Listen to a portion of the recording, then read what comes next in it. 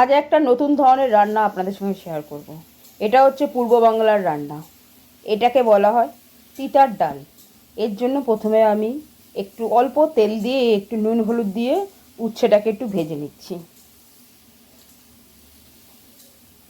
এবার এর মধ্যে আমি দিয়ে দেব একটু বড় বড় কাটা ডুমো ডুমো ঝিঙে। ঝিঙেটা দিয়ে একটু নাড়াচাড়া করে নামিয়ে নেব।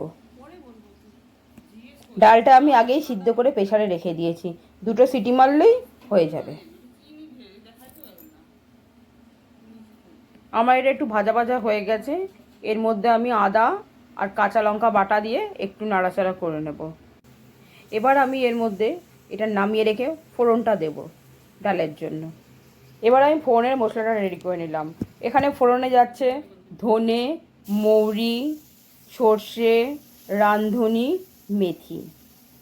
প্রথমে আমি তেজপাতা, শুকনো লঙ্কা দিলাম। এবার ফোড়নের সব মশলাটা দিয়ে দেব।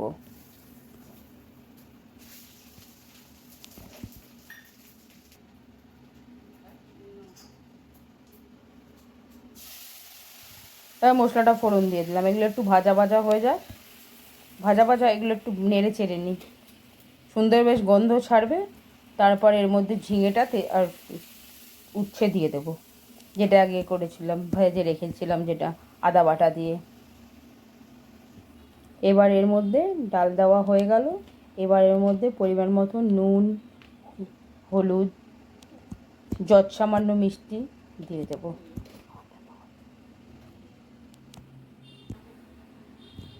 এই রান্নাটা আমি ছোটোবেলা থেকে আমার ঠাম্মাকে মাকে করতে দেখেছি। আজ আমার ঠাম্মা নেই আমাদের কাছে, আমাদের থেকে অনেক দূরে চলে গেছে। আমার ঠাম্মা এই রান্নাটা খুব সুন্দর করতো। আমার মাও খুব সুন্দর করে ডালটা। একটা ডাল করলে, এই তিতার ডাল করলে ওই দিয়েই খাওয়া হয়ে যাবে। মা ঠাকুমার হাতে রান্না তো, যাই রাঁধুক তাই খুব সুন্দর হয়, সে যেন অমৃত হয়।